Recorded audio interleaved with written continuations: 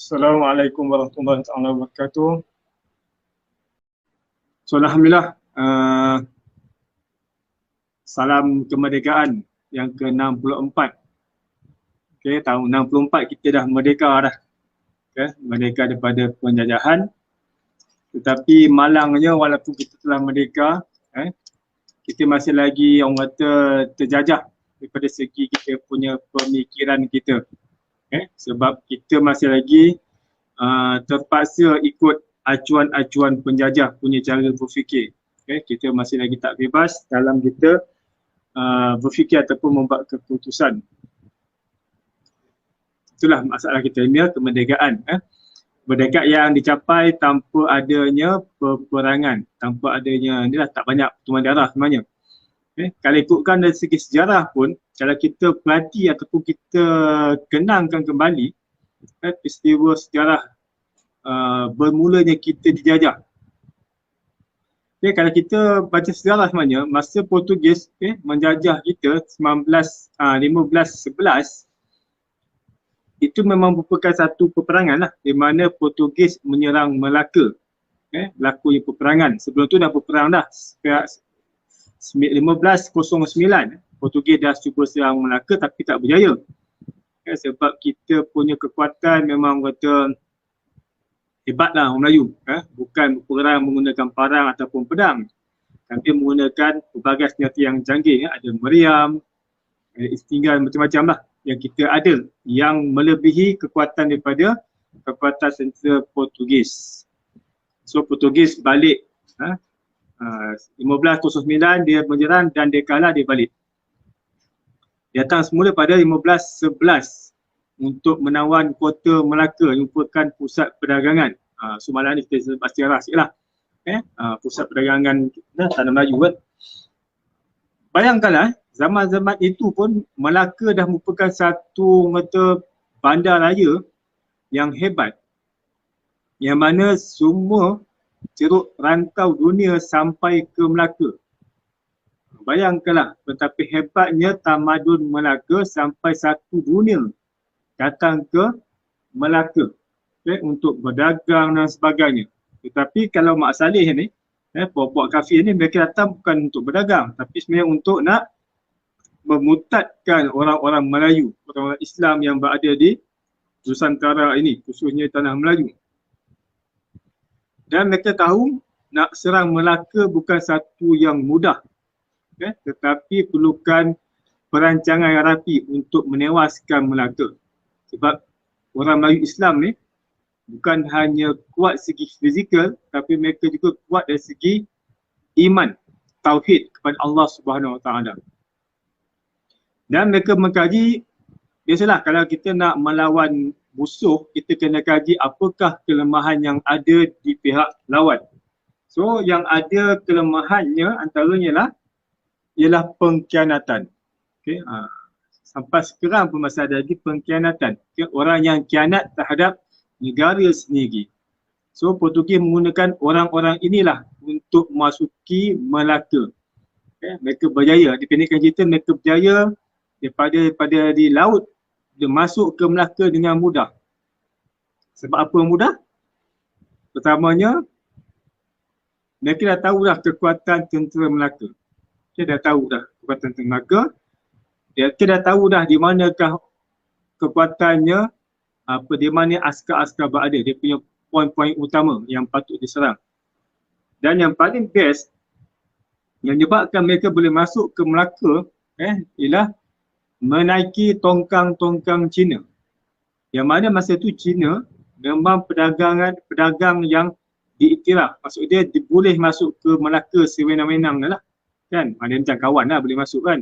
So Portugis menyenak masuk dalam jung-jung ataupun tongkang-tongkang ni, jung kapal-kapal ni, kapal-kapal Cina masuk dalam bandar Melaka. Dan mereka membuat penyenangan daripada dalam, bukan dari luar. Yang masuk dalam Melaka, mereka kemudian pada belakang ke depan. Dengan adanya pengkhianatan, maka dengan mudah mereka dapat menawan tentera-tentera Melaka. Itu dia namanya penjajah. Dia menjajah dengan adanya peperangan dan mereka menang. Tetapi malangnya walaupun menang, mereka hanya menawan kota Melaka. Mereka tak dapat nak menawan yang lain. Melaka je. Johor masih lagi okey. Negeri Sembilan masih lagi okey. Perak masih lagi okey. Kerajaan Terengganu masih okey lagi. Semua menawan Melaka je. Selama 100 tahun lebih kan. Jadi masih datang Melaka tu pun masih lagi orang kata dihenyak lah. Orang-orang Islam bersatu daripada Indonesia, Pulau Jawa bersatu, yang Islam ulama-ulama bersatu untuk menyerang Portugis. Portugis pun tension, dia senang-senang serah kepada Belanda.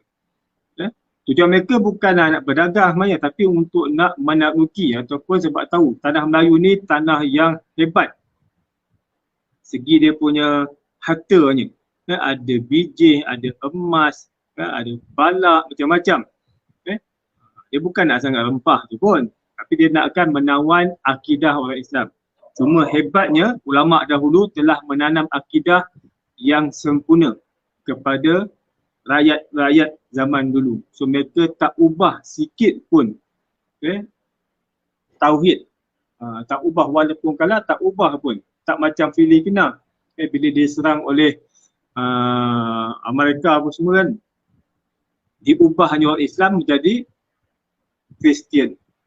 Tapi di Nusantara ni, di tanah Melayu ni, walaupun dijajah tetap dengan Islam. Sampailah hari ini. Cuma saat akhir inilah yang kita punya akidah telah tergugat. Atau kisah sebenarnya mereka kan. Kalau tengok yang lain pun, Waalaikumsalam, Amirul Nabil, Ajwana Abu Bakar. Kalau ikut segi sejarah bukan parti tu kan, kita tak berperang pun dengan Inggeris. Macam mana Inggeris bertawan tanah Melayu ni? Macam mana Inggeris bertawan tanah Melayu?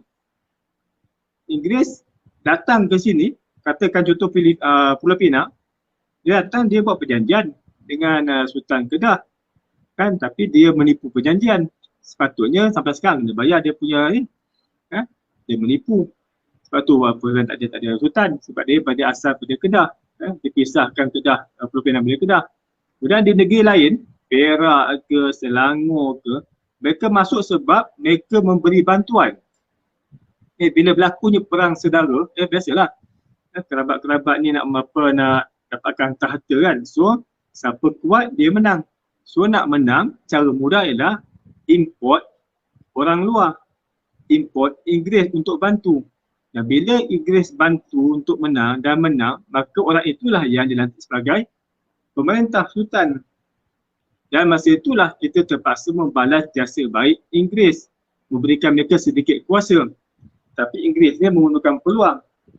Menggunakan peluang untuk take over. Dia kacau pentadbiran, dia kacau hal apa semua. Cuma mereka hanya masih lagi mengekalkan sultan. Mengekalkan sultan untuk memerintah. Kalau penjajah yang lain, tempat lain penjajah, kalau dijajah mana-mana negara, dia akan hapuskan segala apa yang ada. Sebab dia kena perintah. Tapi kat tanah Melayu dia biarkan sultan. Sebab apa? Sebab dia ada kerjasama tu kan. Jadi orang Melayu bangkit semula melawan. Melawan bukan sebab apa? Sebab mereka telah mengganggu gugat pentadbiran negara.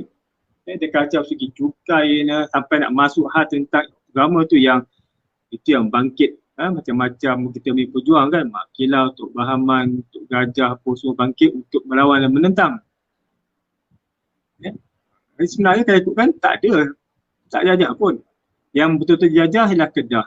Kedah dijajah oleh Siam, Thailand. Thai. Bukan Siam Melayu, Thai ni. Itu je. Tapi kita, sebab sifat kita yang lebih suka bertolak ansur.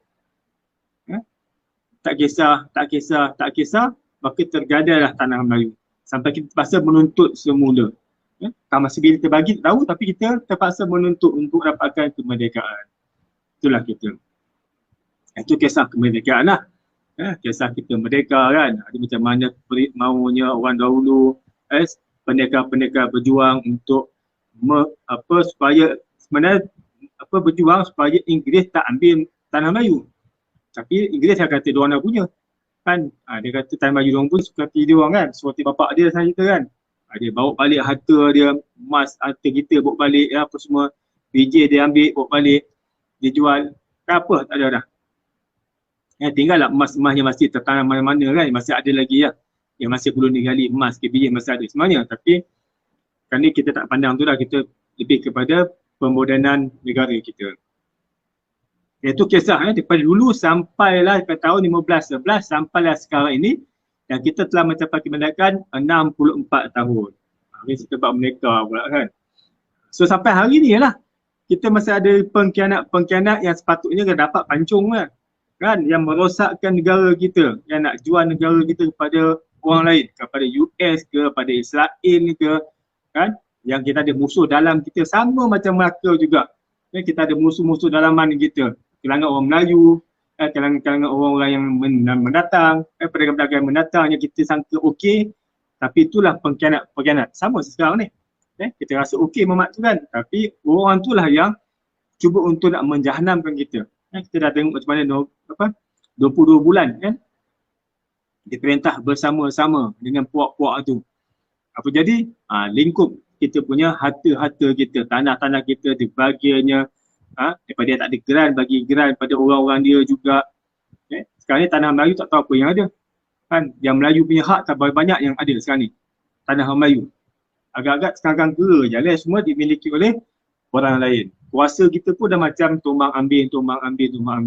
Kan kuasa kita ni kan. Kita pun duk politik, duk tukar ganti macam tu ya. Tanpa ada rajin yang tukar. Sebab politik tak stabil. Ada yang katak nampak sini. Itulah kita Melayu. Dan kita pun ya masalah yang kita ni, kita buat tak kisah je masalahnya. Kita kata tak apalah. Itulah masalah kita. Tak apalah. Sebab kita ni orang yang berbudi pekerti. Kan, tak kisah. Okay. So, Waalaikumsalam, Mahaslin Nisa. Itu masalah kita. So, sekarang ni, kita ni, saya nak cerita, kita dah merdeka, 64 tahun, tapi kita tengok segi Islam pula. Okay. Di mana Rasulullah dah bagi tahu dulu dah, bila sahabat-sahabat tanya, bilakah kiamat? Bila Rasulullah cerita bab kiamat, sahabat tanya, ya Rasulullah, bilakah kiamat? Bilakah kiamat? Jadi Rasulullah bagilah dia punya hint, dia punya tanda-tanda. So tak jauh tanda dia, sebenarnya kalau suara macam ni ya. Kan, jarak dia macam ni ya, dekat sangat dah. So bagi hint ada 6 tanda-tanda kita. 2-nya ialah, 1 wafatnya aku, itu tanda kiamat lah. Mana dia akan berlaku lah, dan bermulanya tanda-tanda kecil. Dan juga apa tu dia? Lupa dah. Jadi Allah ni maha adil. Allah, dia buat sesuatu dengan dia punya kudrat dan iradatnya. Allah. Itu hak dia. Dan dia ada sifat harus. Nak menjadikan, tak menjadikan, suka hati dia. Itu sifat Allah. Dan Allah ni tak zalim dan tak kejam. Setiap benda yang dia nak buat, dia akan bagi tanda-tanda. Hatta kalau kita nak mati sekalipun, Allah kata, dia dah bagi tanda kat kita dah. Walaupun mati itu satu rahsia Allah, tapi Allah dah bagi kita hint, bagi tanda-tanda. Nak mati tu 40 hari apa tanda dia. Ulama-ulama dah buat tafsiran dah, dan mengkaji. So kita ni masalah, kita tak pernah nak ambil iktibar di atas tanda-tanda tersebut. Nak berlaku bencana pun Allah akan bagi tanda-tanda. Macam tsunami. Kan dia tak bagi sekali sap bagi tanda. Dia bagi tanda dulu. Bagi tanda pada alam, tengok macam mana ikan pelik sikit, burung pelik sikit. Bila ada pelik itu, bila ada benda yang pelik-pelik berlaku, bermakna ada benda yang akan berlaku. Itu tanda-tanda dia. Sebab Allah berpesan Allah firman dalam Quran kan, banyak. So kita tengok tanda-tanda, tengok alam semesta dan fikir. Banyak benda yang suruh kita berfikir, tengok dan berfikir. Sebab dia fikir tentang Allah punya kebesaran atau fikir apa yang akan berlaku. Sebab ada tanda tersebut. So untuk berlakunya kiamat, Allah tak zalim. Dia bagi kita tanda dah supaya kita ini sentiasa bersedia. Nak mati pun ada tanda-tanda. Cuma kita tak pernah alert. Macam mana nak alert? Sebab kita tak pernah belajar. Kan tanda-tanda kematian tu. Ada tanda-tandanya. Kena belajar lah. Kan 40 hari tu macam mana, 4 bulan macam mana tanda dia. Itu apa yang berlaku. Dia ada dia minta tanda dia. Mata macam mana dia punya, kan, dia punya kelopak mata, hidung macam mana, badan macam mana, dia punya tanda kena tengok. Dan itu hanya tanda, tapi Allah ada sifat harus menjadikan dia tidak. Contoh, kalau langit mendung, kalau segi asbabnya, sebab akibat akan hujan. Tapi Allah punya sifat harus. Suka hati dia lah nak hujan tak hujan. Dia hanya bagi tanda. Kalau ikut logiknya, mendung akan hujan. Tapi Allah punya hak, nak bagi hujan tak hujan, tu hak dia. Sifat harus bagi Allah menjadikan sesuatu. Tapi Allah dah siap dah tanda. So Allah bagikan dua. Untuk tanda-tanda kiamat ini, ada dua. Satu tanda-tanda yang kecil, dan satu tanda yang besar. So kalau kita perhatikan, kalau kita tengok betul-betul, tengok betul-betul apakah tanda kecil kiamat, semua dah habis, semua dah terlaksana, semua telah terjadi. Yang kecil-kecil semua ada, yang bohongnya, yang orang berzinanya, orang mewarnakan rambut kaya pak muda, macam-macam tanda dia semua dah selesai. Okay? Masalahnya kita tahu tak tahu. Itu yang masalahnya. Tahu ataupun tidak akan tanda kiamat. Kalau kita tahu, maka kita sepatutnya ambil pengajaran. Sebab Allah kata tengok dan fikir. Kan? Tengok dan berfikirlah kamu. So Allah bagi tanda-tanda, dah settle tanda-tanda sebut, maknanya apa? Maknanya akan berlaku tanda-tanda besar. Tapi bila orang tu tahu tanda-tanda tapi tak pernah memikirkan, maksudnya dia tak fikirkan apakah persiapan, yang itu yang masalah. Itu Allah kata takkah kamu memikirkan, tidakkah kamu fikir, apa-apa lah misalnya kan. Maksudnya kita tak gunakan akal. Apatah lagi mereka yang tak pernah belajar, tak pernah ambil kisah tentang tanda kiamat. Itu lagi mangkuk ayun. Sebab bila kita tahu tanda kiamat yang Allah bagikan, Rasulullah cerita kat kita, supaya kita mengambil pengajaran dan membuat persiapan.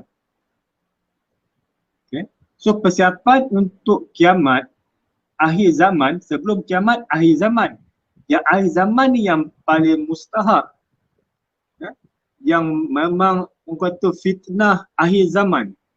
Kan? So kita kena buat preparation kita untuk menghadapi akhir zaman ini. Adakah kita ni bukan di akhir zaman? Ataupun rasa lagi lambat kot, dunia nak mati lagi 1000 tahun kot, dunia pun nak hancur. Padahal tanda kecil dah selesai. Dan nak masuk tanda besar je. Tanda besar tu maksud dia semakin hampir kepada tanda-tanda kiamat yang lebih mengerikan. Mengerikan kita. So di samping kita buat persiapan untuk akhir zaman ini, ataupun tanda kiamat, waktu mungkin kiamat mungkin kita tak lambat lagi kot, mungkin lah kan. Tapi kita juga tetap akan menghadapi kematian. So apakah persiapan yang kita buat untuk hadapi kiamat kecil bagi kita, iaitu kematian. Kiamat besar bagi dunia ialah kiamat lah. Tapi untuk kita pun ada kiamat. Kiamat kita ialah kita akan mati. So apakah yang kita sediakan untuk menghadapi sakaratul maut? Dan kalau kita ni panjangkan umur, kita menghadapi fitnah akhir zaman yang sekarang ini, dan kita hadapi tentang saat-saat kiamat. Okay. Kita sedang menunggu apa? Menunggu tanda-tanda besar je yang akan keluar. Mungkin tak lama lagi. Kan? Dikala Ya'juj Ma'juj akan keluar, kan? Dengan buat kerosakan. Ya'juj Ma'juj ni kerja dia buat kerosakan di muka bumi. So, siapa akan tentang dia? Imam Mahdi dan tentera-tentera. Allah dah beritahu dah penyakit dah ada. Akan berlaku wabak penyakit yang ramai akan mati, dah banyak berlaku dah. Zaman-zaman sahabat pun dah berlaku, zaman-zaman dah berlaku, dan sekarang zaman kita berlakunya. Maksudnya tentang penyakit tu dah banyak zaman berlaku dah. Allah Rasul beritahu dah, berlakunya wabak penyakit, ramai yang mati. So tak heran lah kalau mati ramai. Kan, kalau kata Bill Gates nak buat depopulation pun tak heran sebab memang tak ikut iradat Allah. Allah punya perancangan. Memang Allah bagi tahu sebegitu akan berlakunya wabak dan ramai akan mati. Masalah kita ni sibuk sangat sebab apa? Sebab kita takut mati. Kita sibuk takut mati. Memanglah mati kan. Takut kena COVID. Tak apa takut kena COVID sebab takut mati. Masalahnya kita, Allah dah bagi peringatan tapi tak buat persiapan. Dah tahu musim COVID ni yang akan mati bila masa. Tak tentulah. Mati COVID ke, mati sebab vaksin ke, mati sebab sakit ke, mati tanpa sebab ke, tetap akan mati. Dan Rasul bagi tahu dah zaman-zaman inilah yang akan berlaku kematian banyak mati. Banyak orang meninggal. So mungkin kita walaupun tak kena COVID ke, tak kena kesan vaksin ke, tak kena apa, mungkin kita mati. So apakah persiapan kita? Sama ada kita mati sebabkan penyakit atau mati sebabkan benda lain. At least kena ada persiapan kita. So tanya diri kita lah. Apa kita buat? Apa yang kita sediakan? Kan kalaulah katakan ditakdir besok kita mati. Macam orang yang kena COVID tu ya, kan dah kena sebulan tidur kan, sempatlah nak mengucap kan. Doktor suruh mengucap apa semua, dah teruk sangat. Kita nak tidurkan dia, bagi mengucap dulu, betul tidurkan. Okey lah juga mana dia, sebelum mati mengucap. Okey lagi, boleh mengucap. Sebelum mati, sebelum dia tidurkan, dah tidur tak apa kan. Ada mengucap, tidur, jalan. Kita ni kok tiba-tiba je. Kan? So apakah persiapan kita tentang kematian? Kalau kita bab kematian, kita kena rujuk pula kisah-kisah alam barzakh. Kan, yang mana Allah ceritakan dalam Quran. Khususnya dalam surah Yasin. Nama pun surah Yasin. Kan, menyaksikan akan Allah punya rahsia-rahsianya. Kan, Yasin. Dalam surah Yasin tu tentang rahsia Allah. Rahsia apa? Rahsia akan datang. Allah dah cerita dah. Walaupun tu rahsia, Allah ceritakan. Apa dia? Kisah-kisah tentang alam barzakh. Apa yang akan berlaku? Apa yang akan berlaku bila kita dibangkitkan nanti? Apa yang berlaku selepas itu pada mahsyar? Apa yang berlaku dalam neraka? Macam mana orang terjerit dan sebagainya. So Allah dah ceritakan dalam surah Yasin tentang hari-hari yang akan mendatang. Bagaimana orang kafir menolak Rasulullah, tak nak ikut. Jadi Allah ceritakan kat situ macam mana penyesalan dan sebagainya. So Allah dah bagi hint dah tentang dalam Quran tu pun. Rasulullah dah bagi dah tanda-tanda juga apa yang akan berlaku di alam barzakh tu. Selain daripada gelap, selain daripada sejuk ke, panas ke, tapi confirm gelap dan terhimpit, sempit. Gelap dan sempit. Itu dah dia punya apa kata, kalau tak ada penyelesaian pun, kalau kita sendirilah ada tempat yang sempit dan gelap, sempitnya tu sejuk lah, apa kita kaku, apa kita rasa? Kalau kita ada tempat sempit dan gelap, usah kata bertahun-tahun, sehari cukuplah. Tak, sehari tu masuk dalam apa, dalam almari dapur yang bawah tu kan, masuk, tengok. Itu. Dan Rasul dah pesan kat kita dah, ada dia kalau kita meninggal nanti, bila roh terpisah pada kita punya nyawa, terpisah pada jasad kita, tapi bila masuk alam barzakh, dimasukkan balik roh tersebut dalam alam barzakh. Dan kita akan terjaga, kita akan tersedar. Masa itulah baru kita sedar yang kita telah meninggal. Masa kita meninggal, kita tak sedar kita meninggal. Kita rasa macam mimpi je. Tapi bila kita, orang terakhir meninggalkan alam barzakh, meninggalkan kubur kita, Allah masukkan balik roh kita dan kita bermula hidup di alam barzakh. Baru kita nampak sempit, gelap. Masa itulah kita akan terjerit sekuat-kuatnya. Yang tak didengar oleh manusia tapi didengar oleh binatang-binatang.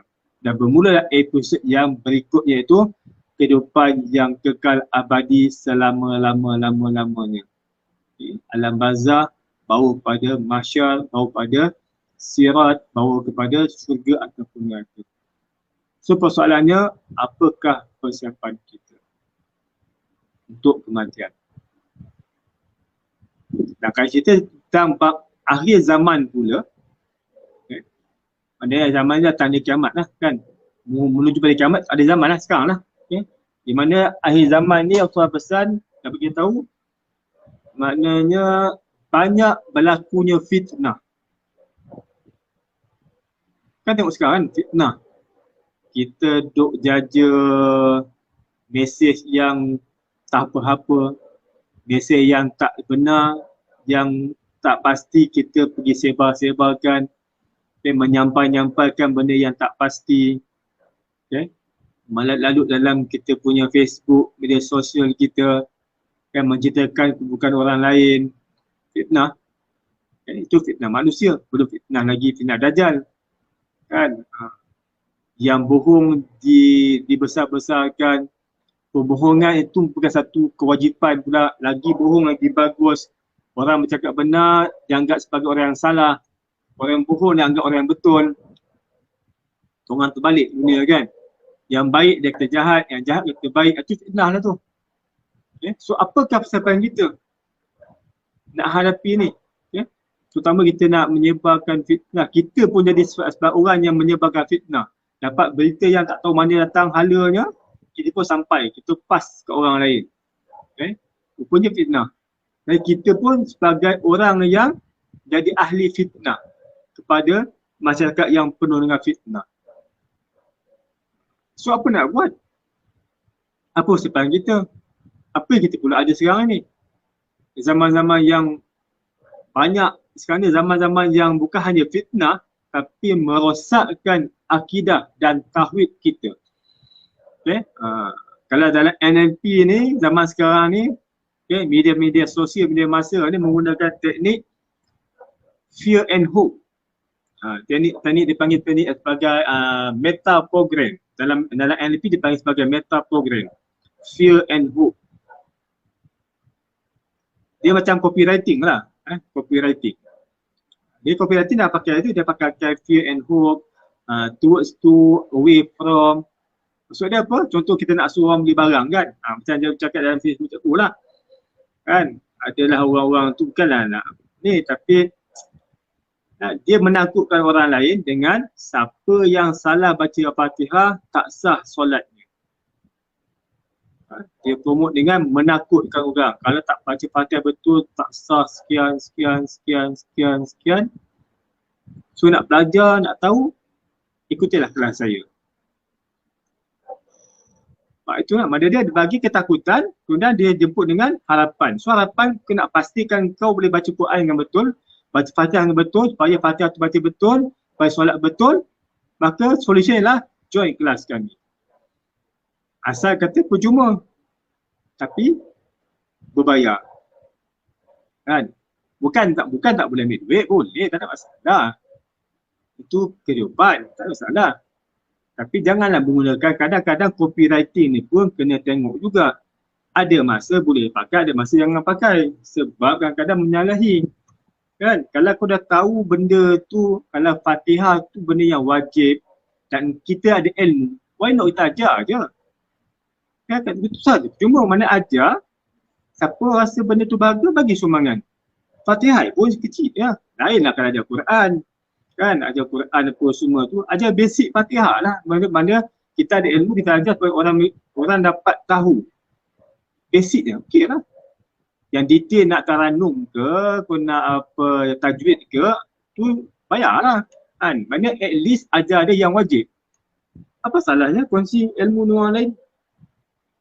Kan, nanti orang lain tu kata, contohlah kalau saya tak tahu Fatihah, saya dengar iklan tersebut, saya tak mampu nak bayar. Besok akhirat dia kata, ya Allah, adalah geng-geng tu, dia boleh ajar Fatihah tapi tak nak ajar. Cakap apa? Kita sebenarnya tak sah ni, Fatihah tak betul. Tapi kita boleh hak menjawab juga. Ya Allah, ada geng-geng tu dia tahu Fatihah. Tapi tak nak ajar pun, dia suruh bayar pula. Kau menjawab. Kan, itu persiapan lah maksud dia. So sekarang ni banyak benda betul lah. Takutkan orang dengan satu supaya buat sesuatu. Fear and hope. Itu yang biasa digunakan untuk nak tarik orang supaya ikut cakap dengan cepat.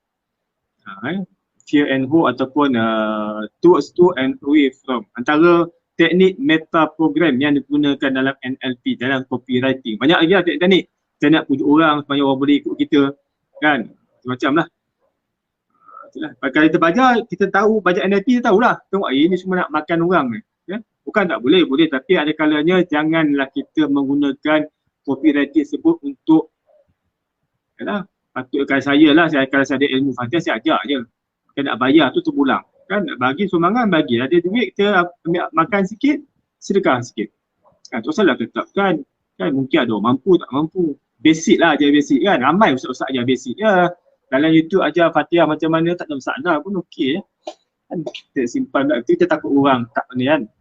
So dalam ni antara dia lah, kita pun kadang lah fitnah hari zaman kan. Rasulullah beritahu dah. Ulama-ulama pun jahat. Bukan tu ulama sekarang lah. Rasulullah pesan, cakap Rasulullah pesan, maknanya akhir zaman ini fitnah dia lah sebagian besar pada ulama. Bukan cikgu nak kata nak apa yang ada sekarang, tak ada. Kita cakap Pak Rasulullah cerita. Maknanya dia betapa dahsyatnya sampai Rasulullah kata yang fitnah utama ialah ulama-ulama yang jahat ni menyampaikan benda yang tak betul. Jadi kita ni terpastilah itu ulama tu kena ikut. Itu yang Rasulullah takut. Rasulullah memang bukan takut, memang dia bimbang memang tu akan berlaku. So bila kita tak ada ilmu, maka kita akan jadi orang yang ikut je lah. Kita tak ada pegangan, tak ada benchmark. Betul ke tak betul? Betul ke tak betul? Sebab kita basic pun tak ada. Basic knowledge pun tak ada. Apa itu tauhid, apa itu fiqh, kan? Basic pun tak ada, macam mana kita nak buat keputusan? So terpaksa nak ikut keputusan orang lain. Dan kita akan tengok keputusan orang yang lebih berilmu. Tetapi kena ingat, yang berilmu tak semestinya warak. Tapi warak insya-Allah berilmu. Sebab warak ni orang yang akan jaga benda-benda yang subahat, benda-benda was-was ditolak. Kita belasah je. Kan? Benda makruh ditolak, benda was-was dia tinggalkan. Itu orang warak. Yang ditinggal sebab apa? Dengan ada ilmu. Tapi orang berilmu tak tentu lagi. Kan orang berilmu kadang-kadang bohong juga. Kencing juga orang. So persiapan yang sekarang ni yang Rasulullah kata zaman yang dahsyat fitnahnya, fitnah dunia, fitnah ulama, fitnah dajjal, yang akan datang. Kalau dajjal lagi dahsyat kan, Rasulullah beritahu dah dalam kalau baca hadis kan, ada akhir zaman ni, akhir kiamat, dajjal akan datang, dia fitnah dia 2/3 penduduk dunia akan ikut. 2/3, maksud dia lah 66 ataupun 67% penduduk dunia akan ikut. So, imagine, bayangkan, adakah kita termasuk yang akan ikut ataupun kita orang yang lari daripada dia? Dan Rasulullah pesan, jangan lawan Dajjal. Lari daripada dia. Jangan kata-kata nak lawan. Tergolek kita nanti. Sebab dia punya kata-kata dia rasanya lebih NLP dia kot. Kan? Dia punya kata-kata semua terpengaruh. Khususnya Rasulullah kata pesan terutama perempuan. Rasulullah pesan kalau ada anak bini kau tu ikat je. Kan? Ikat supaya dia tak pergi. Sebab bila mendengar kata-kata Dajjal memang amat mempersonakan. So mungkin Dajjal pakai NLP kot, copywriting kot kan. Dia ngajak tu, dengar pasti ikut. So cara nak tak nak ikut, lari. Dari mana? Larilah tempat yang selamat. Gua. Dah cerita masuk bab Al-Kahfi. Sebab tu dah kena baca surah Al-Kahfi. Itu persiapan-persiapan lah. Persiapan-persiapan yang membawa kepada tauhid. Kita kena utamakan persiapan yang membawa pada tauhid. Yang kita nak kukuhkan iman dan tauhid kita kepada La ilaha illallah Muhammad Rasulullah. Tak semudah yang kita ucapkan. Tak semudah. Musim sekarang ni pun dah ramai yang tengok. Kalau tengok pas segi pembacaan dalam Facebook lah, kalau orang post tentang vaksin ke COVID ke, Yang anti ke yang pro tak kira lah. Tapi jawapan kadang, ya Allah. Jawapan macam tak ada agama. Walaupun nama dia Islam. Jawapan macam tak ada bertauhid. Walaupun nama dia Islam. Sebab apa? Tak belajar. Cuba cek balik. Semak balik semula. Kita kena lapangkan fikiran, lapangkan diri kita. Semak. Bila kali terakhir kita belajar bab fiqh,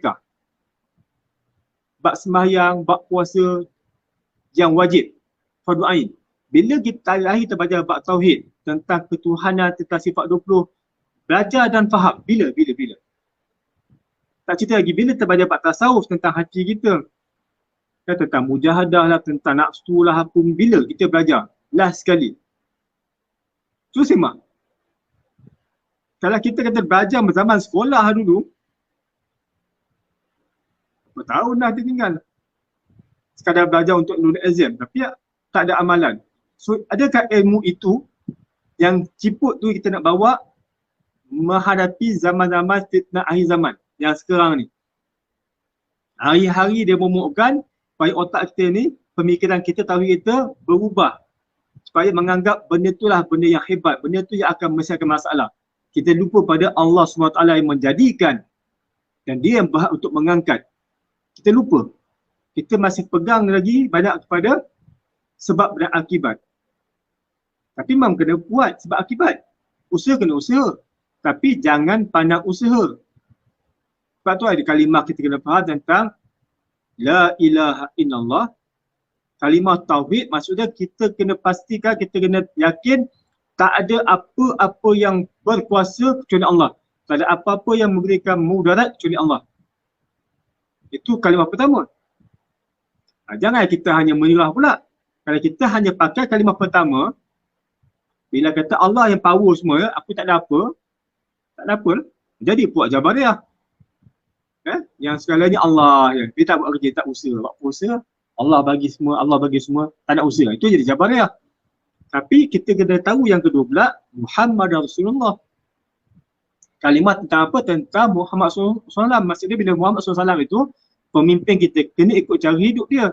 Maksudnya hidup Rasulullah ada sebab dan akibat. Nak kenyang, kena makan. Kan ada sebab akibat. Tetapi, walaupun itu sebab akibat, tetap kita yakin tauhid Allah yang menjadikan segalanya. So, maknanya ada usaha dan ada penyerahan, ada keyakinan. Itu betul sunnah jemaah. Dia cerita kata bila buat alasan, tak apalah mati pun dah ajar dia matilah. Betul. Ajar matilah. Kan? Covid tak Covid, vaksin tak vaksin, mati juga. Di mana tu ajar dia? Tetapi, tu kadang kita fikir. Kenapa orang yang dihukum bunuh tu mati masa saat itu? Adakah hakim tu dah tahu dia saat kematian? Kamu dihukum mati sekian-sekian bulan. Adakah kebetulan gantung-gantung mati? Mati sebab gantung ke sebab ajal? Ajal telah bertepatan dengan iradat Allah. Jadi kita yang buat pilihan. Kalau katakan dia mati pukul 10 ataupun pukul 12 malam ini, tepat pukul 12 dia akan mati. Sebab dia mungkin Covid, mungkin kena vaksin, mungkin sebab jantung, mungkin tak ada sebab, tetap mati. So kalau malam ini, katakan pada pukul 10 pukul 12, 10.45, mamak ni naik motor, buat Superman. Tepat pukul 12, saat mati, pum, accident. Mati je lah. Tapi kalau katakan dia buat pilihan, tak nak pergi buat Superman, dia duduk rumah dia, zikir, mati pukul 12. Mati juga. So mana mati ni kita yang buat pilihan. Kita yang pilih nak mati macam mana. Lepas tu kita doa minta mati, husnul khatimah. Kita buat pilihan. Sebab itulah Allah kata, Maliki Yawmiddin, dialah penguasa pembalasan. Makna dia, Allah beritahu, kau nak apa-apa buatlah. Dia bagi keputusan, dia bagi kebenaran, dia bagi keizinan. Sedangkan syaitan iblis pun minta, ya Allah aku nak menyesatkan umat Adam, anak-anak Adam ni. Allah kata, Firaun, teruskan, aku izinkan kau. kecuali engkau tak boleh rapat pada orang yang ikhlas. Maksudnya kita yang buat pilihan. Kita yang buat pilihan. So kita tanggungjawab. Lepas tu kalau orang yang bunuh diri, mati, dia bunuh diri, usaha dia untuk bunuh diri dan bertepatan dengan ajal, jalan. So dia kena hukum sebab tak bersyukur kepada Allah. Tak yakin Allah. Mati sebab mati bunuh diri, masuk neraka. Tapi ada orang yang pergi berjuang fisabilillah, mati. Contoh macam askar, memperjuangkan, contoh mempertahankan agama. Mati. Bukan bunuh diri. Dia pergi sebab tahu nak mempertahankan agama. Dan dia mati. Syahid. So kita yang buat pilihan. Jangan cakap bila mati, ajal mati. Ajal dia mati. Ajal juga. Kita pilihan. Ada kalanya Allah yang pilih kita untuk mati gitu, sakit. Kan? Sebab apa? Sebab kita naik dosa. Jadi Allah bagi sakit supaya Allah nak kita sabar, kita redha, kita menerima dan ikhlas. So sebab itu Allah bagi rahmat untuk kita mati dalam keadaan husnul khatimah. Ujian Allah untuk kita. Allah suruh kita sabar dengan sakit sebut, kita sabar, keluarga kita sabar dan mati sebab itu. Sebab Allah ni maha adil dan Allah ni maha penyayang. Dia nak bagi kita masuk ke dalam rahmat dan syurganya. Dia tolong kita, macam-macam dia buat. Dia bagi kita pilihan. Sampai tahap dia bagi sakit, bagi kita redha dan kita mati keadaan Allah sayang kita. Sampai tahap tu. Kan? Macam orang yang mati kena gantung lah. Kan? Dia macam dah tahu kematian dia, saat sekian. Kan? Bertepatan dengan hukuman mati tu dengan ajal bertepatan. So dia sempatlah sebelum gantung nak mengucapkan apa. Dia dah tahu hari kematian dia. Dia boleh mengucap. Macam orang yang kena COVID ditidurkan. Doktor suruh dia buat apa tu dulu, nak keluar nak beranak ke, nak mengucap ke, dah okey, dah settle, okey baru dia proses tidur. So dia akan tidur dengan mengucap, baru dia tidur dan meninggal. Okey lah tu. Kan? Itu hikmah orang yang kena penyakit. Allah nak bagi kata syahid. Itulah syahid. So kita ni yang sihat-sihat tidur mati macam mana cerita? Itu yang masalah kita. So dalam persiapan akhir zaman ini, yang paling kita kena jaga, yang kita kena baiki iman, tauhid, amal. Okay. Itulah yang kita kena baiki. So, carilah guru-guru yang boleh bantu kita. Okay. Bab iman, bab tauhid tak boleh nak baca dalam Facebook, tak boleh nak baca, nak tengok dalam YouTube, tak ada. Kena menghadap guru. Kena menghadap keberkatan tu. Sebab bila menghadap kita nakkan keberkatan guru tu pula ada sanad kepada Rasulullah, dia punya sanad guru pada Rasulullah tu, itu yang kita nak. Yang akan bantu kita banyak. Bukan hanya kat dunia tapi lebih khusus bantu di akhirat kelak pada masyarakat. Sanad-sanad inilah akan bantu kita. Okay. Allah akan tanya kita satu hari kan. Allah tanya dalam pada masyarakat nanti. Antara soalan-soalan yang tanya kepada kita, itu soalan yang terakhir lah, soalan bonus semua kata. Okay. Kita ni baik 50, jahat 50, sama-sama je. Timbang-timbang, ngam-ngam. Baik 50, jahat 50. Dah tak apa nak timbang dah. Allah tanya kita soalan, nak bagi masuk syurga tu. Okay. Kamu pernah kawan tak dengan alim ulama? Itu antara-antara yang ada surah kata dah kan. Tak ada. Kawan-kawan pada yang kawan alim ulama, at least ada kaitan dengan alim ulama, kawan-kawan pun boleh juga, dia terima juga. Sampai tahap tu. So kita kawan dengan orang baik. Kan? Tidak, kita akan hanyut. Pesan lah cikgu, pesan pada cikgu juga. Kalau kita dia pesan kat orang, kita fikir aku pun sama juga. So kena sentiasa upgrade lah. Iman dan amal kita. Selain kita amal kita, yang pertama yang akan jaga tu adalah syahadah dan solat. Syahadah itu ialah tauhid. Kan? Kalau solat pun tak apa nak kena, payahlah. So solat kena jaga betul-betul, rukunnya 13. Tauhid kena jaga juga. Syahadah kena jaga, tauhid itu kita punya pegangan kita pada kuasa Allah. Usaha tetap kena buat, wajib. Orang Islam ataupun ahli sunnah jemaah, usaha kena buat. So nak elak COVID, vaksin lah. Kalau takut vaksin sebabkan kata ada benda lain, pun sama, usaha juga. Semua usaha.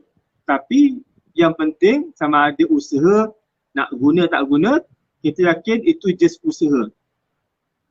Yang memberi mudarat, yang nak kena COVID ke tak kena COVID ke, yang nak kena vaksin tak kena vaksin penyakit apa berjadah semua tu, kesan-kesan apa, hanya Allah yang mengizinkan berlaku.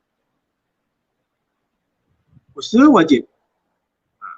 Nak pro ke, nak anti ke, terpulang. Tapi kena ada sebab kenapa nak pro, kenapa nak anti. Kan? Masing-masing ada pegangan. Tapi kena ingat bahawa benda-benda itu bukan memberi kita mudarat. Allah mengizinkan kita. Mengizinkan benda itu, dia memudaratkan kita. Hanya dengan Allah yang mengizinkan. So kalau segi tauhidnya,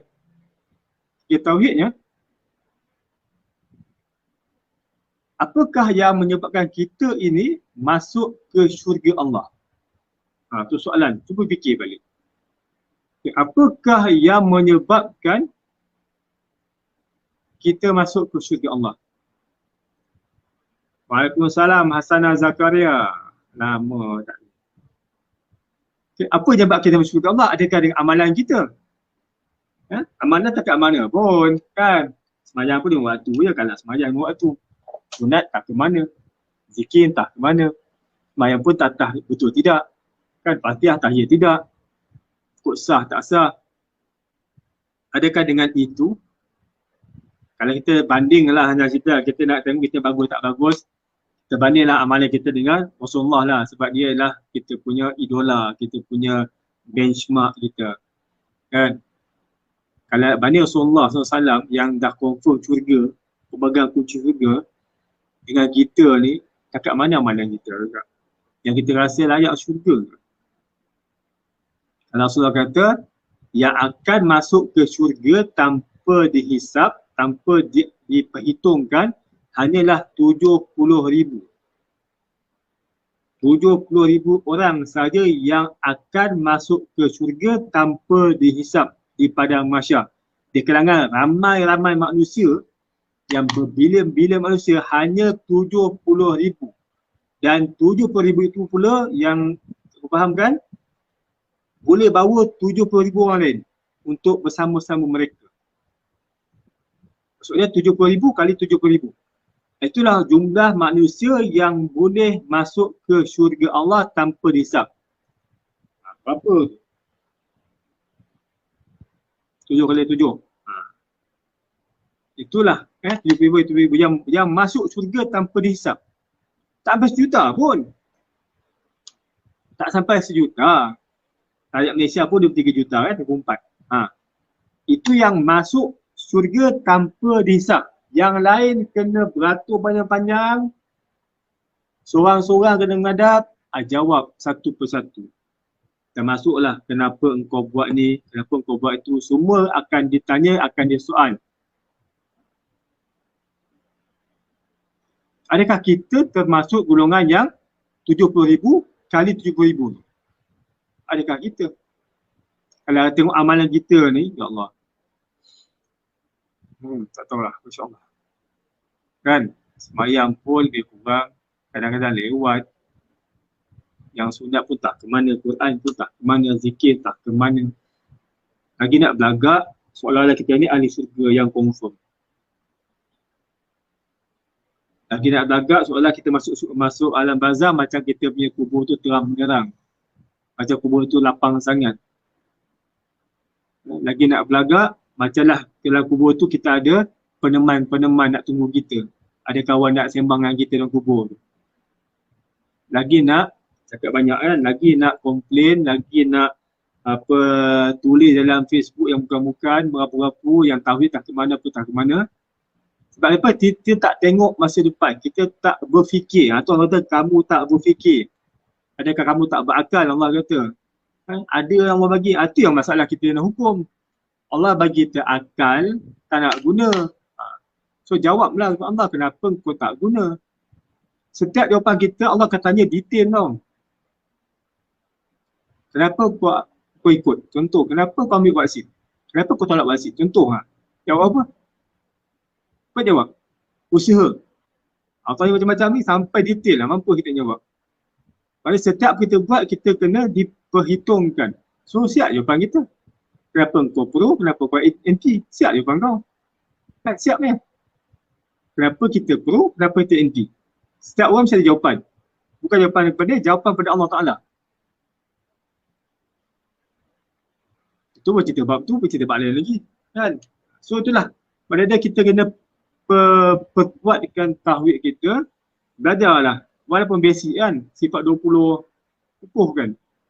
Okay. Sebab kita nakkan memahami La ilaha illallah Muhammad Rasulullah dengan sebenar-benar ikut kaedah ahli sunnah wal jamaah.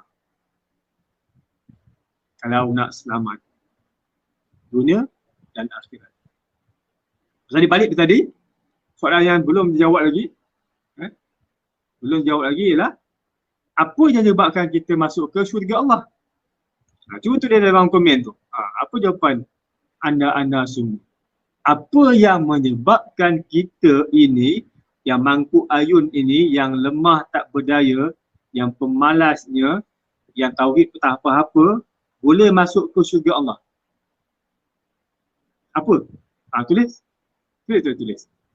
Kan? Yang mangkuk ayun, yang pemalas, yang zalim diri sendiri, apa yang menyebabkan kita boleh masuk ke syurga Allah? Fikir sejenak. Aku suka seorang berfikir. Kita cuba tulis dalam komen. Apa yang menyebabkan kita ni agak-agak boleh masuk ke syurga Allah? Ada yang paling berani nak bagi jawapan. So fikir kan? Betul tak? Yang masuk syurga dengan tanpa dihisap 70,000 je. Bawa 70,000 orang lain. 490. Tak sampai setengah juta pun. Ini yang selamat di pada masyarakat tu je. Yang selamat. Beratur, okey, persilakan. Persilakan. Tapi tak masuk lagi pun sebab kena tunggu semua. Kan tadi, sementara tunggu pada masyarakat, Allah siapkan macam kita kat dunia lah, ada kemah-kemah, ada dia berpanji-panji, so berehatlah. Bawa panji-panji apa semua. Tuan semua takkan masuk syurga kecuali dia tunggu orang akhir sekali. Dia tunggu dia punya umat yang terakhir, yang nak bawa sekali tu. Kan, yang nak masuk syurga lah, masuk neraka, kemudian kita lah masuk neraka dulu. Nak bawa tu, dia tunggu umat dia tu, habis-habis kan. Rasulullah tak berdiri sendiri. Dia tak bawa, okey masuk syurga, jom jalan. 70,000 orang, 490,000, jalan dulu. Jalan tinggal 100 orang, pandai-pandai dalam korang hidup kat pada masyarakat. Ada. Rasulullah tunggu je kita, tapi tunggu special lah tempat dia. Kan. Yang apa Fahan kata kalimah tauhid, sedekah dan syafaat Nabi. Apa lagi yang menyebabkan kita masuk syurga Allah? Apa lagi? Siapa lagi yang nak beri jawapan? Cepat. Sebelum cik beri jawapan, cikgu pula. Sedekah, syafaat, baginda Rasulullah SAW, tauhid. Yang menyebabkan kita ni masuk ke syurga Allah walaupun mangkuk ayun ialah rahmat Allah je. Rahmat Allah menyebabkan kita masuk ke syurga Allah. So jemputlah rahmat Allah. So point dia ialah jemput rahmat Allah. Cara jemput ialah patuh pada arahan dia. Patuh pada arahan Muhammad sallallahu alaihi wasallam. Patuh. Kalau kita tak patuh, macam manalah kalau kita dengan bos kita kan, tak patuh cakap dia. Macam mana pun nak sayang kita? Sama je Allah. Tapi Allah dia maha pengasih, maha penyayang. Dia tak pandang dosa kita sebenarnya. Dia tengok kita punya tauhid kita, penyerahan. So kita kena jemput rahmat Allah. Barulah dengan rahmat Allah itulah juga, kalau dengan rahmat Allah itu menyebabkan kita masuk ke syurga Allah, bermakna dengan rahmat Allah itu jugalah kita akan terhindar pada neraka Allah. Dengan rahmat Allah. Masuk ke syurganya dan terhindar daripada api neraka yang merupakan yang paling besar punya dugaan kot. Dugaan kecabaran paling besar punya penyakit lah kita masuk neraka tu kan. Apatah lagi kalau benda kecil-kecil ni, wabak-wabak ni. Rasul dah ajar kita dah. Kan, dah ajar kita dah. Dia kata dalam hadis dia, kalau akan datang berlaku wabak penyakit, dan cara nak hindar diri ialah, Rasul kata apa? Berwuduklah kamu. Rasul dah pesan dalam hadis lah. Akan berlaku wabak di akhir zaman nanti, dan cara nak atasi lah berwuduk. So kita tak dengar, kita malas, kita rasa macam Rasulullah tipu ke apa ke? Ya ke? Kenapa kena berwuduk pula? Kalau baca segi sains air, nak cakap bab energi kan. Bila berwuduk, kita akan potong gelombang-gelombang negatif. Maknanya sentiasa berwuduk, kita punya gelombang high frekuensi. Frekuensi tinggi.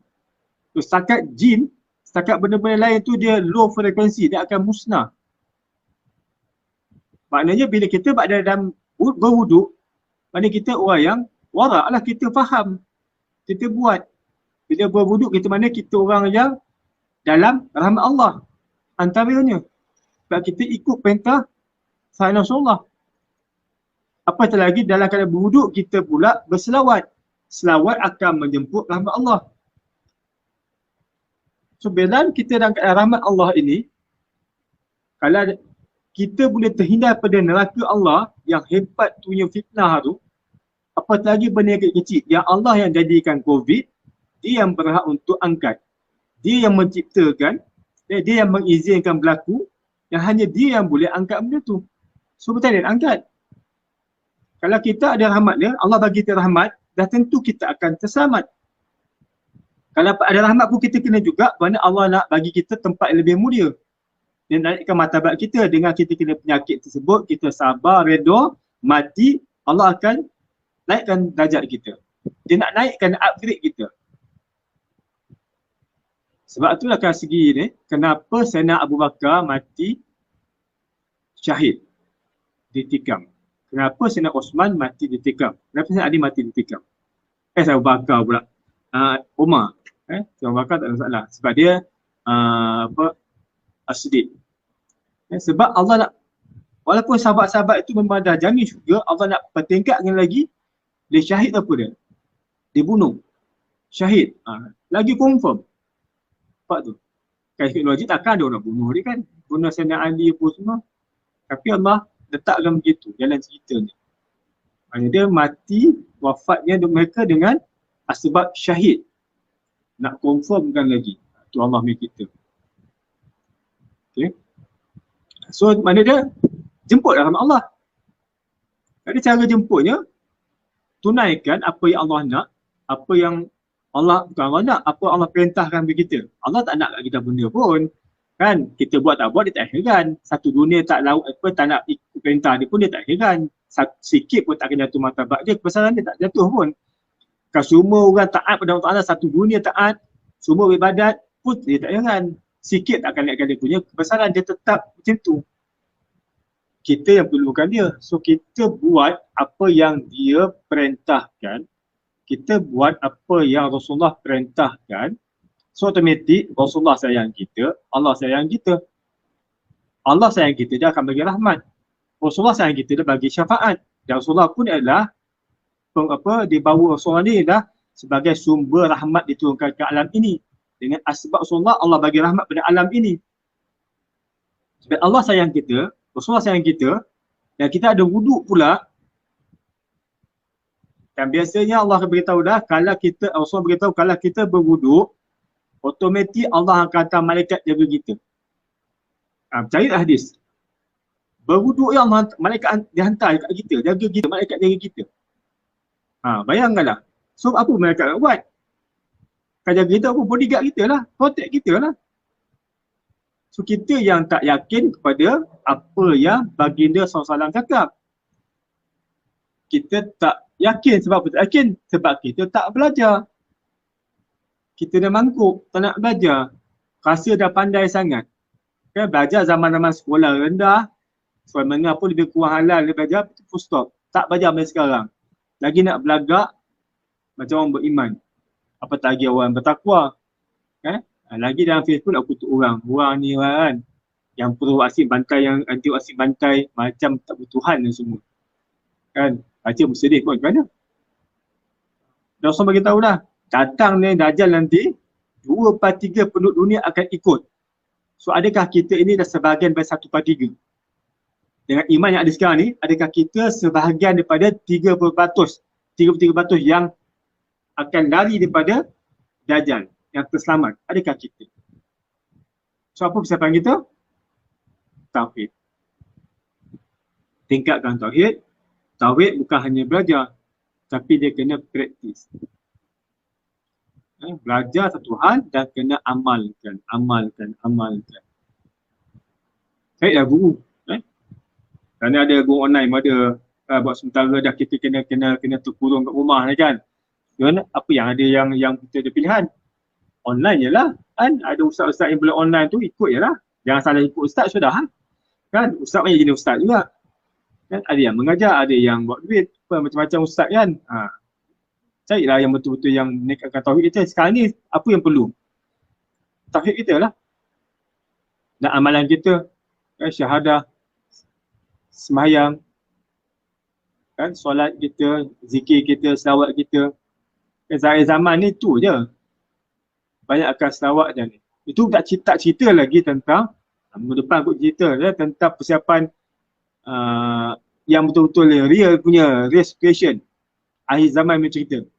Kan, dengan apa nak peperangannya lah, dengan bila dah berlaku wabak, apa kan berlaku, kalau psikologi bila wabak berlaku, yang Malaysia pula dengan duit tanpa arah lagi nilai mata wang, kan, pinjam, kok jatuhlah mata wang kita pula, apa kan berlaku pula, inflasi lah, barang naik harga lah, bila barang naik harga apa berlaku pula, orang kaya pula sapu barang-barang, beli barang banyak, dia pun takut mati. Dia borong makanan banyak, dia simpan kat rumah dia. Ada orang miskin buat apa? Tak ada makanan nak makan. Dia tak ada makanan berlaku, keperluan kita utamalah makanan. So tak ada makanan, berperang pula. Rompak sana, rompak sini. Tu kena passion tu. Kalau berlaku pula benda tu, kan, sampai COVID lah, apa berlaku pula? Ekonomi down ke? Bukan jajah dia lagi ke? Kena fikir juga. Situasi sekarang, apa berlaku? Kena fikir. Kan, siapa yang konsep kita sekarang ni? Siapa pentar kita sekarang ni? Apa berlaku kat Laut Cina Selatan? Semua kena fikir. Situasi semasa. So jangan syok sendiri lah. Kena fikir ke depan. Persiapan. Tauhid, mental, fizikal, barang-barang kita. Kalau berlaku cerita punya makanan naik harga, orang berebut, bergaduh. Makanan kena jatuh, makanan kena sorok. Kan? Itu rentetan berlaku benda macam ni lah. Dia banyak keluar duit, kita pinjam duit, kan, pinjam duit kepada orang lain, kita pinjam duit bankrupt, itu semua kena fikir. Sebab tu kita kena prepare kepada benda yang dijangka mungkin akan berlaku. Kena buat preparation. Jangan kata, tak apalah ini kita samat, sekali berlaku, tak engkau kat rumah tak ada pemakan, kerana tak ada keluar rumah sebulan pada muka kita. Minumlah air pahit. Ya, keep preparation. Olah aku minggu depan cerita bab tu kot. Preparation akhir zaman pula. Ni preparation tentang tauhid kan. Apa tauhid dulu. Okay. Prepare tauhid kita, prepare kita punya, jaga amalan kita supaya nak jemput rahmat Allah Subhanahu Wa Taala. So dengan rahmat Allah itu, kalau dengan rahmat itu boleh atasi, boleh kita lepas pada neraka Allah, boleh lepas pada siksa kuburnya, boleh lepas pada masa mencerita, apa lagi lah, hanya bab-bab dunia ni bercerita. Sebab Allah yang menjadikan, Allah yang mengizinkan, dia yang juga akan mengambil kembali apa yang diizinkan berlaku. So kalau kita dalam rahmat Allah Ta'ala, insya-Allah kita akan terselamat. Yakinlah kepada kata-kata baginda dan juga firman Allah Ta'ala. Kalau kita beriman. Kata iman tak payah percaya.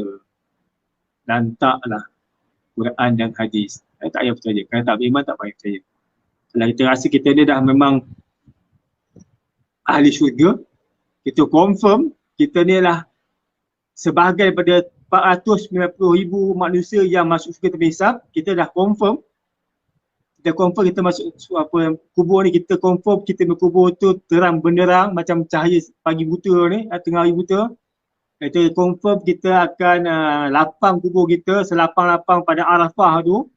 Kita confirm dalam kubur ramai kawan kita. Tak payahlah sembahyang. Tak payah buat persiapan. kan. Lah dengan ada sekarang lah, kalau dengan sekarang punya cerita ni, iman sekarang, kita confirm segala-galanya semua okey, bubur okey, pada masa okey, okey lah. Kekalkanlah kita punya tahap sekarang. Tak ada tambah-tambah dah. Kalau tak semayang katakan 2 kali ya, tak apa, cukup tu. Kalau itu confirm, kata yakin, kalau tak yakin, buatlah persiapan. Itu saja. Okey, itu dah hari ni ya. So hari ni pasal live pakai handphone. Dah pasang dah komputer, dah pasang monitor, tiba-tiba duduk jam. Pakailah apa yang ada. Okay? Pakailah handphone lah. Siniat lah. Janji boleh besar. InsyaAllah minggu depan jumpa lagi, tak tahu tajuk apa. Aku tak tajuk, sambung tajuk, lebih fokus kepada persiapan situasi semasa dan situasi yang akan mendatang, jangkaan-jangkaan kita. Bukan konspirasi ya, tapi kita kena berfikir ke depan. Orang Islam ni kena fikir ke depan, apa yang akan berlaku. Dengan situasi sekarang ni, kita jangkakan apa yang akan berlaku. Okay? Jangan bersenang lenang dengan apa yang ada. Maknanya, besok berlaku benda tak kena, benda luar kemampuan, luar dugaan, masa tu kita sakit jiwa. Itu insyaAllah minggu depan cerita lah. Kita cerita bab tanda kiamat lagi lah kan. Bab tanda kiamat yang kisah tanda kiamat yang akan kita hadapi kalau kita hidup panjang lah. Dengan kemarau panjangnya, dengan kata peperangan akan berlaku. Itu semua dah tercatat dah tu. Dia cakap tak berlaku, tak ada. Dah cakap, ya Rasul beritahu dah. Peperangan lah, kemarau, yuhannya macam itu semua kita, kalau kita panjang umur akan hadapi. So apa preparation kita? InsyaAllah minggu depan kita akan sambung bab persediaan akhir zaman. Jangan bukan pandai sangat. Bolehlah kongsi-kongsi ilmu terkait apa yang ada kan. Supaya peringatan untuk diri cikgu dan juga siapa-siapa yang sudi nak dengar, dengarlah. Tak nak dengar, tak nak dengar, sudahlah. Okay, dengarlah celoteh kan. Tambah student juga kan dah biasa dengar punya celoteh kat sekolah dulu. Apalah orang tu dia cakap lagi kan. Okey, itu sahaja. Sekian. Terima kasih kerana bersama-sama cikgu. Kalau rasa live ini bermanfaat, bolehlah share pada kawan-kawan yang lain kan. Pandai tu tidaklah. Hanya sekadar berkongsi ilmu. Nak tunggu pandai, berbila tak pandai. Kan? Sila-sila belajar. So apa yang kita ada, kita kongsilah. Semoga dapat beri manfaat pada semua yang mendengarnya insyaAllah. Sekian. Assalamualaikum warahmatullahi wabarakatuh. Jumpa lagi minggu depan insyaAllah. Apa umur.